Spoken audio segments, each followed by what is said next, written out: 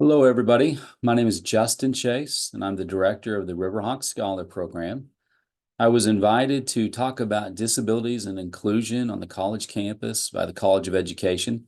So I get to talk to you today about our RiverHawks Scholar program. So I have a PowerPoint that I will show here in just a moment that will help guide our discussion, help give you some visuals and an overview of what our program is, but really to highlight disabilities and inclusion on the college campus. That is a great summary of our program. So we got started in 2018, and we are what is referred to as an IPSE program, which stands for Inclusive Post-Secondary Education Program. When we started in 2018, we were the first IPSE program in the state of Oklahoma. Was thrilled to be a part of that. I graduated from NSU many years ago and was thrilled that NSU chose to really pilot this program, not just at NSU, but in the state of Oklahoma. Since we got started 6 years ago, the University of Oklahoma has started a program called Sooner Works. Oklahoma State University has started a program called, Opportunity Orange Scholars. And there's a somewhat similar program at the University of Science and Art in Chickasha, Oklahoma, called the Neil Went Center for Neurodiversity. Their program, however, is only students on the autism spectrum, and they're very high functioning. Their program is also a degree program.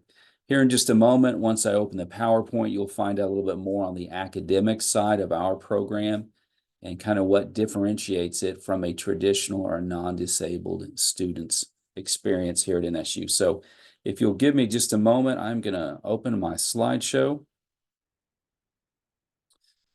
And here we go. So I think this is visible to everybody. I'm going to move this out of the way. So our first screen, and we love this screen. I love this picture. These are our three graduating students, Hope, Abby, and Chase, and they will graduate on May 11th. They've been with us for 4 years. Super proud of them, and they are actively looking toward not just towards graduation, but they're looking for jobs. They're looking for places to live in their home communities. Really proud of these three. And if you happen to join us at graduation, you will see them walk across the stage and get their certificates.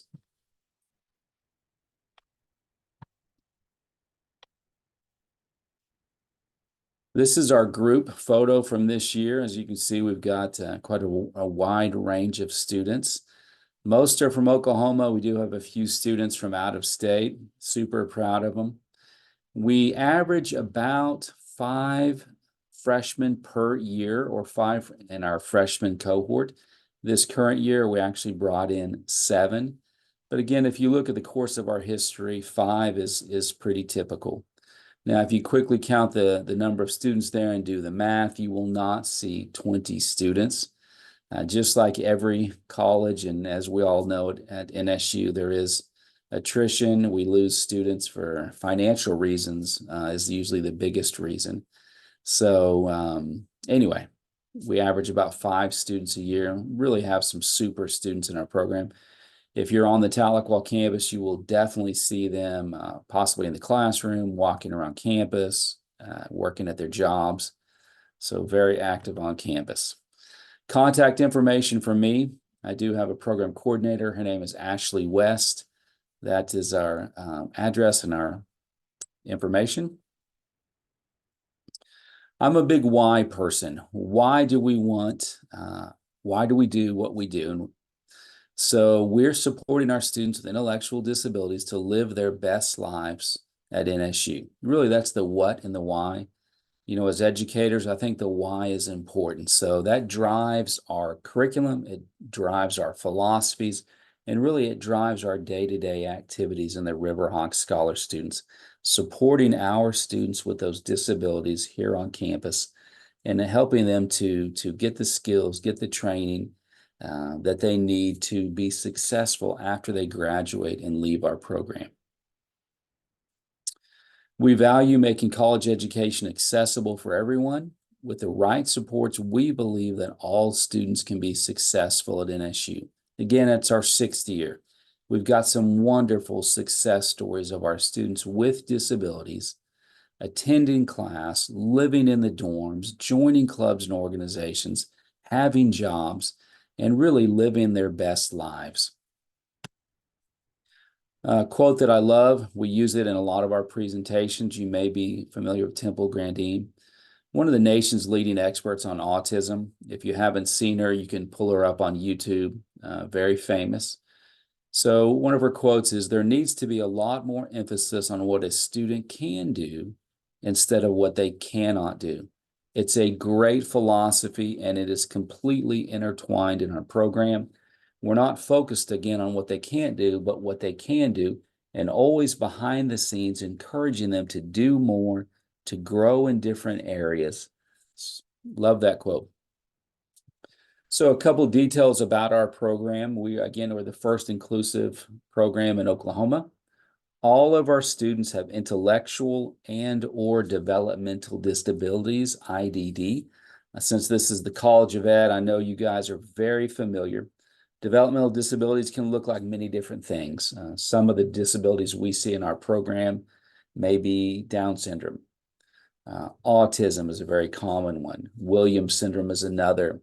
And again, there's various other developmental disabilities, but the common denominator would be that intellectual disability. We are a 4-year certificate program. We are not a degree program. Due to their intellectual disabilities, the vast majority of our students, simply can't handle the full rigor of the classes. In this presentation, I won't take a real deep dive into accommodations and modifications, but our students do have both in the academic setting, helping them to be successful. But because the curriculum is modified or lowered for that RiverHawks Scholar student, it ceases to be a degree program, thus the certificate program. Going back here for just a second, and that's actually very, very common. Sooner works at OU, same. Opportunity Orange at Oklahoma State, the same. Across the country, that's a very common way to approach our programs. Now, I also need to say we actually do have a degree-seeking student in our program this year.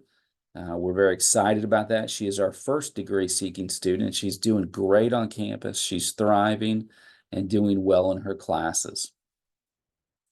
Goals. The goals for our students in our program really are the same goals that every student at NSU has, that when they graduate, they'll be able to live independently or with appropriate supports, and that they will have paid employment in the career of their choice.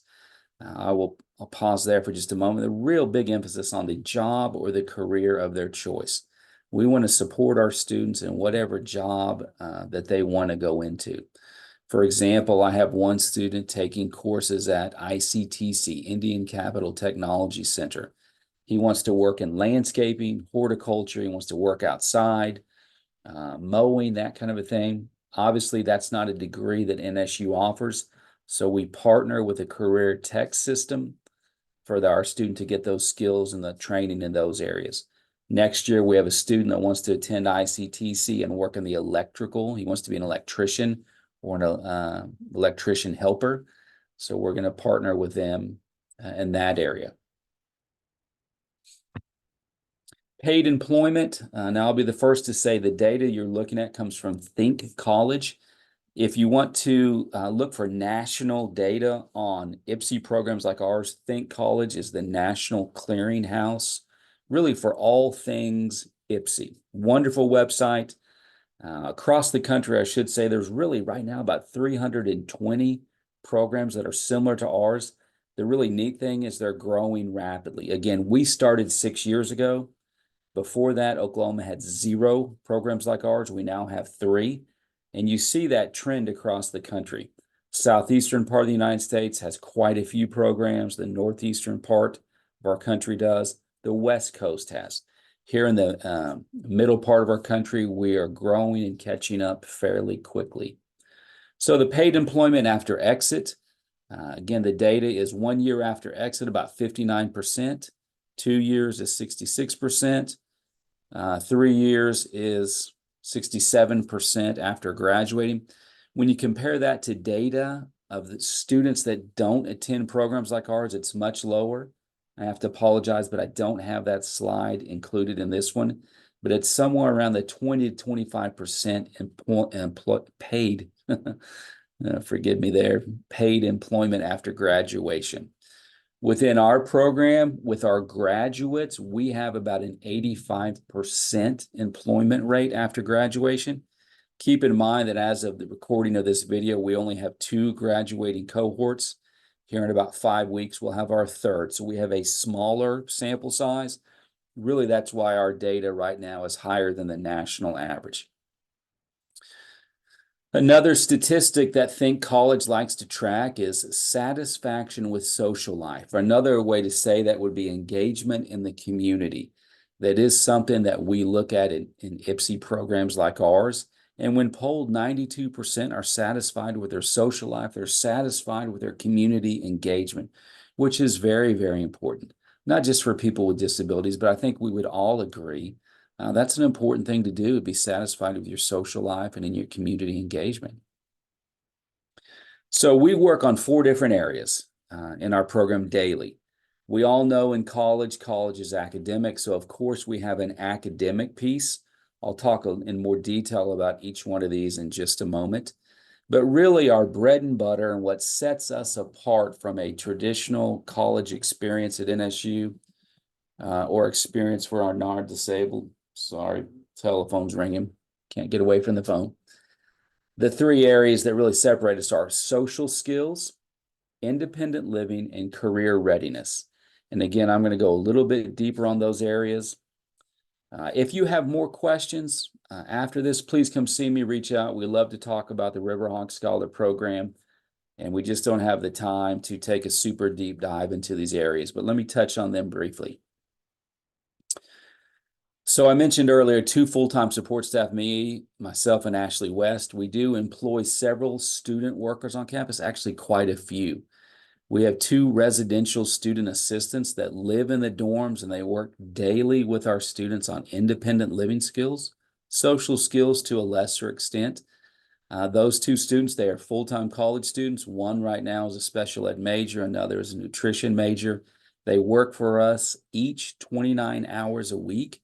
So between the 2 of them, we're getting about almost 60 hours a week. So they are extremely involved on the independent living and the social side with our students. Every student has a tutor. We actually call them academic coaches, not tutors. So if we have 15 students in our program this year, that means we have roughly 15 tutors. Every one of our students has 2 peer mentors. These are also NSU students that spend 2 to 3 hours every week with them in social settings. So on a given semester in our program, we average about 45 non-disabled NSU students that work with us and with our students every single semester. We like to say we're really a fairly small program on campus, but we have a big footprint on campus with the number of students and the number of departments that we work with on a daily basis. Independent living, so a little bit of a deeper dive. Our students are required to live in campus housing all 4 years. We don't have separate dorms or wings of the dorm set aside for our students. They can live in any dorm on campus. We have students in Cobb Hall. We have students in seminary suites. We've had students in Lozier. We've even had a student in courtside apartment. So inclusion, I should have touched on that word earlier. Inclusion is a big theme in our program and programs like ours. Inclusion in the classroom, inclusion in housing, inclusion in the social setting, and obviously inclusion in the work or the internship piece. So they live in the dorms. They can choose roommates of their choice. They can choose to room with other RSP students. Of course, they eat their meals on campus. We talked a minute ago about the residential student assistants, but we work in a lot of depth and a lot of detail on the independent living side. We have about 20 different items we look at, we teach to, we monitor, and we give feedback every single week.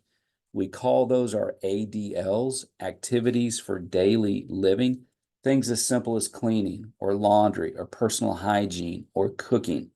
Again, those are things we work on on a weekly basis. Interpersonal skills, I think we'd all agree that college students are in need of, I should say some college students are in need of more work than others on the interpersonal side. We teach courses. I teach 2 courses. Ashley teaches 2 courses to our students. We actually have an interpersonal skills 1 and an interpersonal skills 2 class that Ashley and I teach. Again, all these interpersonal areas that are so important to be successful in college, in the work setting, and in social settings. A few other areas that we teach to: personal finance, budgeting, managing money, travel training. The majority of our students do not drive.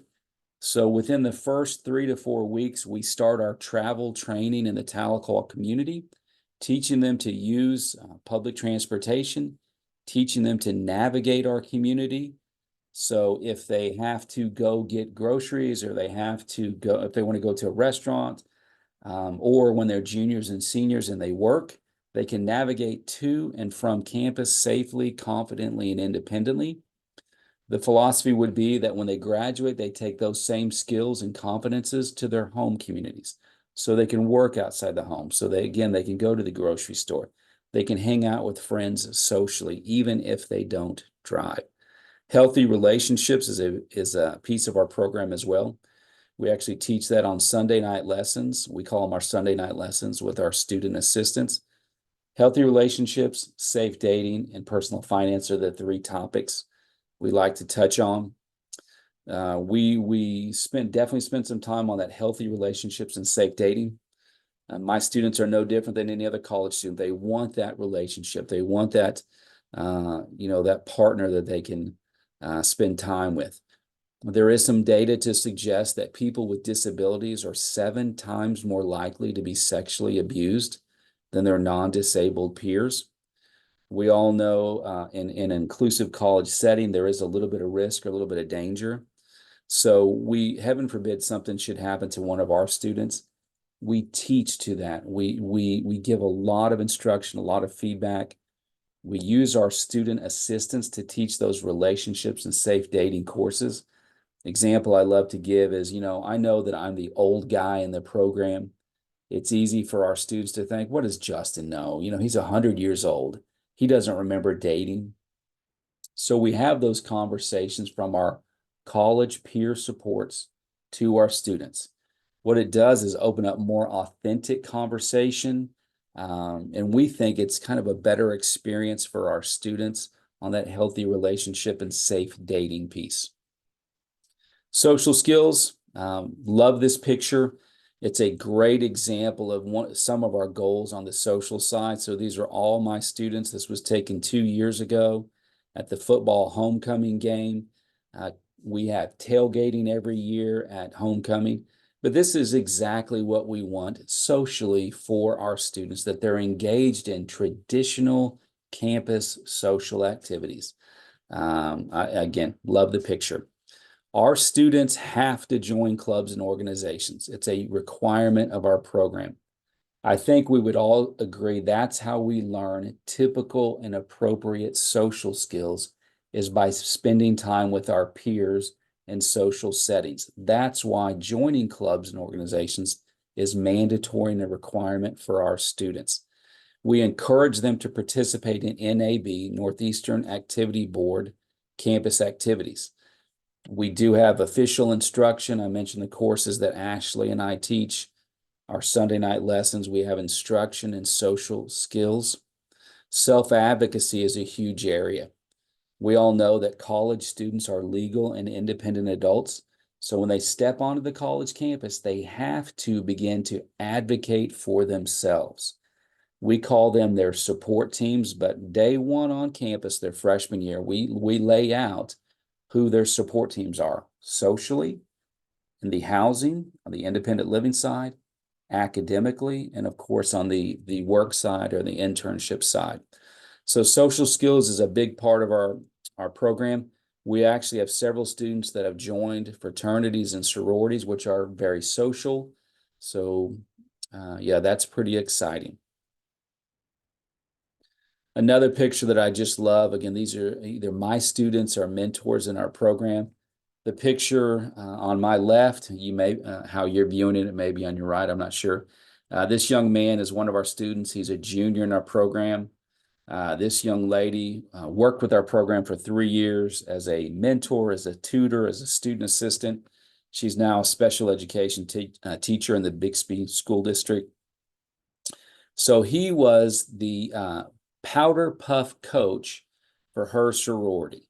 So again, just another example of social involvement in traditional campus activities. This young man, you can tell who my student is. His job, he worked with the men's basketball team at NSU. I promise, I think he knew more students on campus than most every other student. He was very, very popular on campus. He loved going to basketball games, as you can see in this picture. Loved sporting events, the football games. That really was his jam. So love these pictures. Again, just examples of the social piece, but really the mentor side also. I mentioned earlier that all of our students have 2 peer mentors, 2 non-disabled NSU students, and they spend time together in social settings. Very big on that social skills learning. Academic, our students take 3 courses every single semester. They're enrolled in 2 inclusive traditional classes. We have students enrolled all over campus. You name it, we've had students enrolled in it. Everything from, you name it, biology, elementary college algebra, intro to criminal justice, rock music history, American history since 1877. You name it, we've had students enrolled in. We've had a few students take College of Education courses. We've got one of our seniors right now. She's taking quite a few classes in H and K because that kind of aligns with her goals for employment. Because we are a certificate program and because the curriculum is lowered or changed or altered for our students audit their classes. Officially speaking, that's how the professors, again, can modify that course content because they're auditing, they're not earning course credit. Again, we're a certificate program, not a degree program. Career readiness, our students have internships every single semester. Our freshmen and sophomore students work on campus. Again, we have students work in almost every department on campus. From the library to the housing department to the fitness center to parking services, which always cracks me up, but parking services has been an excellent partner for us. So literally my student that works there could write you a ticket if you're parked in the wrong place. So juniors and seniors work on campus. By the time they get to their junior and senior year, we like to identify the jobs and the careers that they're interested in and try to partner them off campus in those locations. So again, most students don't drive, so they're using public transportation or other forms of transportation to get to and from those jobs. This is paid employment. They do earn minimum wage. And that also allows us to work with them on the personal finance or the budgeting side. So yeah, the money management piece. Self-advocacy, I touched on this earlier. It's huge. You know, it's really huge for all college students, but for our students with disabilities, their moms and dads have been the primary advocate most of their lives. But when they come to college, again, we know what the law says, that they must be able to advocate for themselves. So we work with them, we encourage that. We actually look for opportunities for them to meet other adults, other professionals, because we believe that helps them with their self-advocacy skills or speaking up for themselves.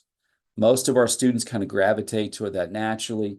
As with all students, some need a little more work, a little more coaching, a little more encouragement on the self-advocacy piece. Common questions. So one is, can families fill out the FAFSA? The answer is yes. We are an approved comprehensive transition program, or CTP for short, through the U.S. Department of Education. At this moment, that really is the closest thing we have to federal standards for programs like ours. They have developed some national standards. They're being rolled out at a few trial universities as we speak.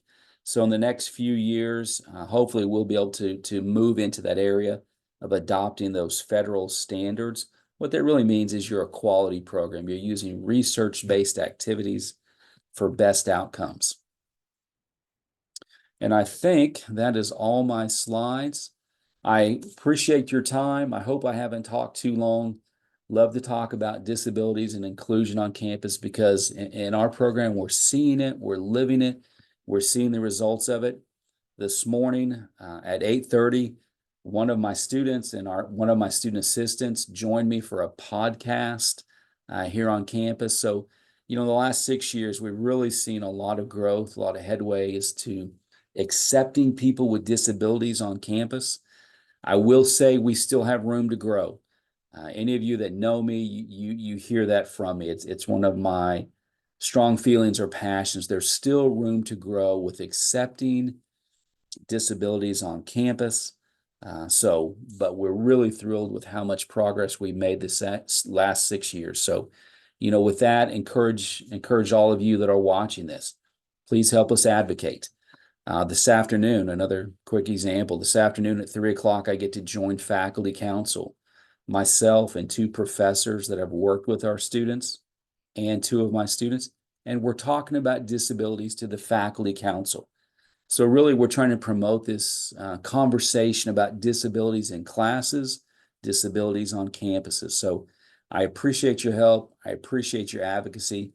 As a team effort, I know that we can really kind of push this conversation forward and push the acceptance forward of disabilities on campus. So again, thank you so much.